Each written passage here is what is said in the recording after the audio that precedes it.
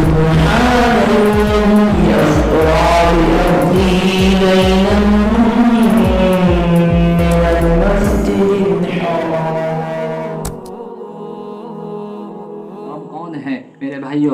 رب اللہ ہے. میرا اور آپ کا رب صرف اللہ ہے. اللہ ایک ہے.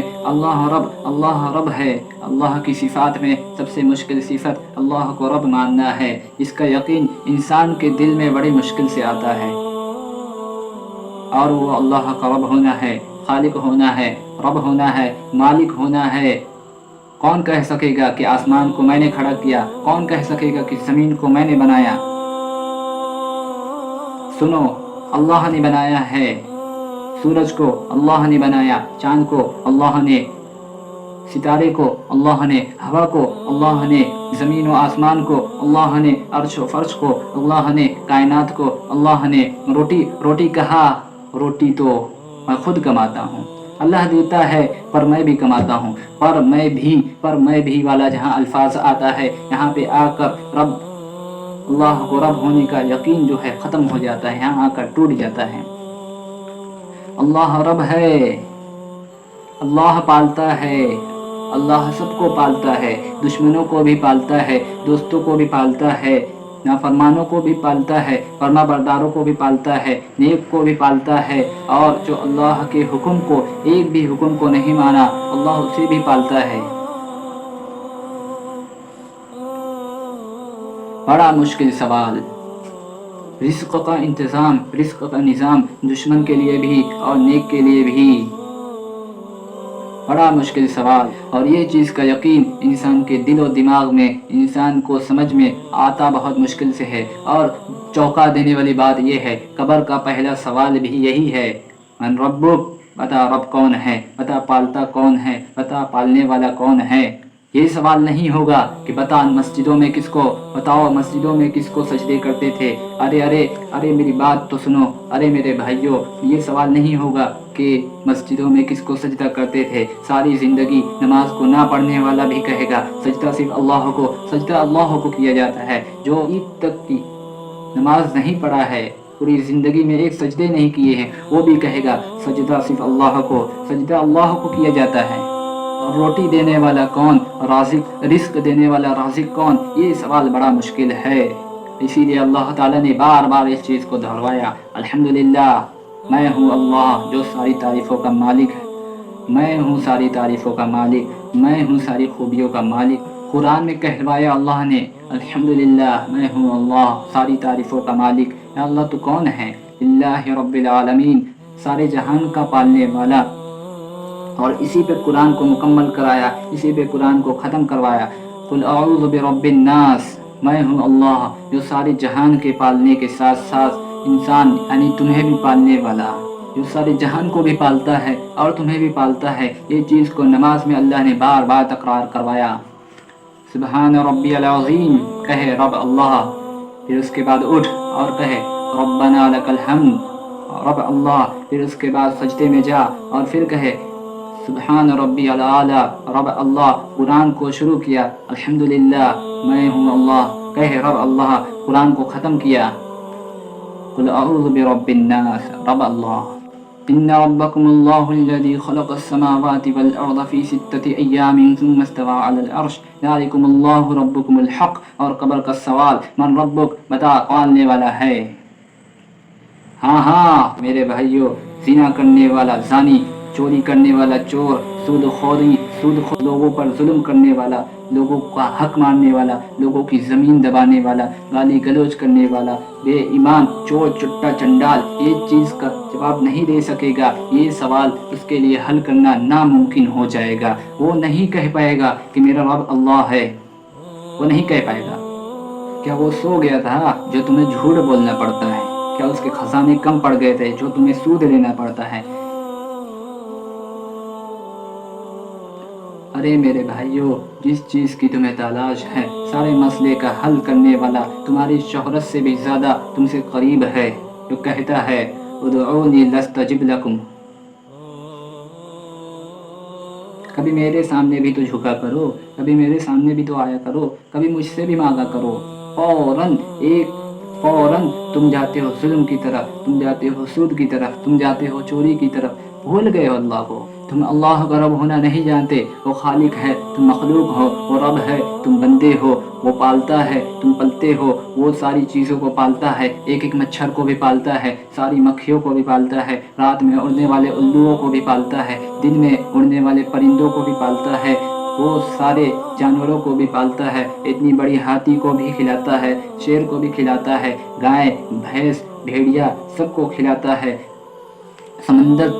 سمندر میں رہنے والی مچھلیوں تک کو بھی کھلاتا ہے، پتنگے پروانے کو بھی کھلاتا ہے۔ موسیٰ علیہ السلام کو اللہ نے حکم دیا اذهب الى فرعون انه طغى، موسیٰ جب فرعون کے پاس وہ حد سے نکل رہا ہے۔ موسیٰ علیہ السلام کو بیوی اور بچوں کا خیال آیا، اللہ نے فرمایا موسیٰ سامنے پتھر ہے، اس پہ لاٹھی مارو۔ موسیٰ علیہ السلام نے لاٹھی ماری، ایک طرف کی تہ ٹوٹ گئی، اللہ نے ڈبل بولا، اللہ نے دوبارہ بولا موسیٰ پھر سے لاٹھی مارو۔ موسیٰ علیہ السلام نے پھر سے مارا کہ پتھر کی دوسری طرف کی تہ ٹوٹ گئی، پھر اللہ نے حکم دیا پھر لاٹھی مارو۔ موسیٰ علیہ السلام نے پتھر کو مارا تو پتھر دو ٹکڑے میں ٹوٹ گیا اور اس میں سے ایک کیڑا دکھا جو منہ میں سبز پتے کو چبا رہا تھا، اور اللہ نے حکم دیا موسیٰ سنو یہ کیا کہتا ہے۔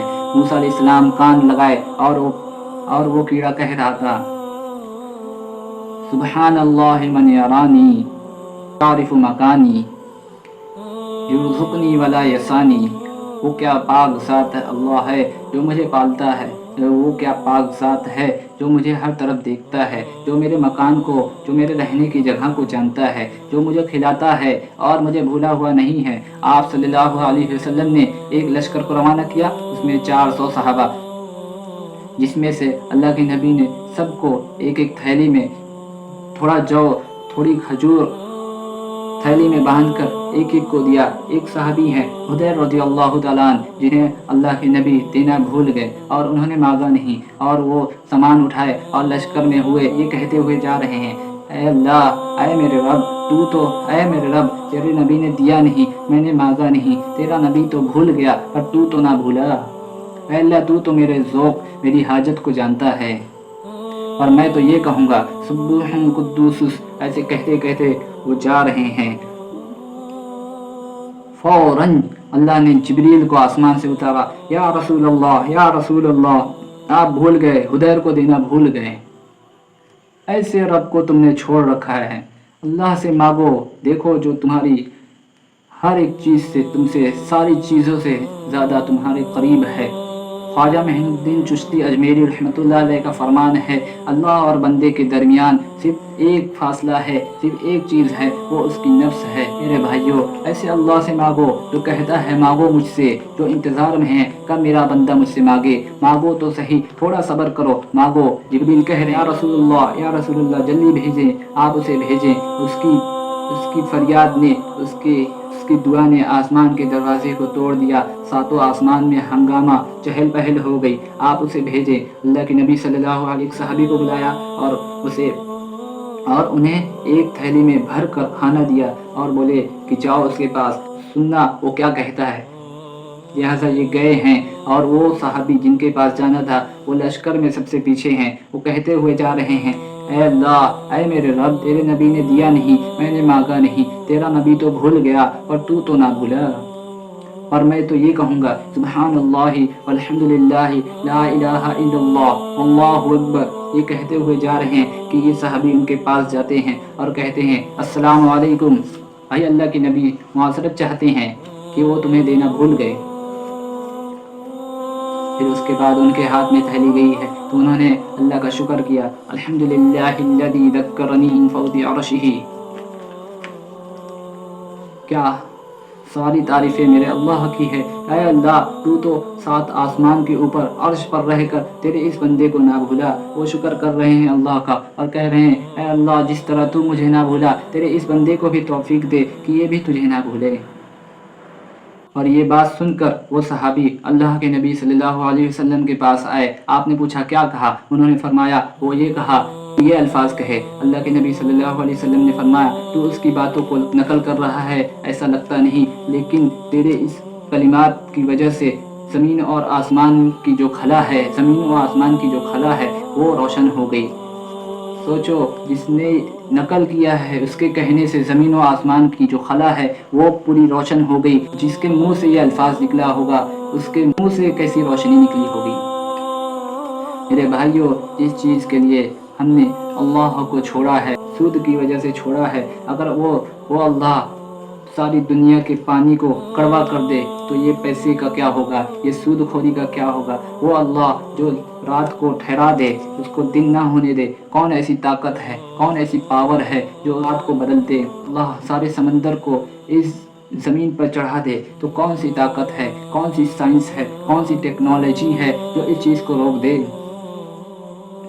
اقول قولی هذا واستغفر اللہ وآخر دعوانا ان الحمد للہ رب العالمین.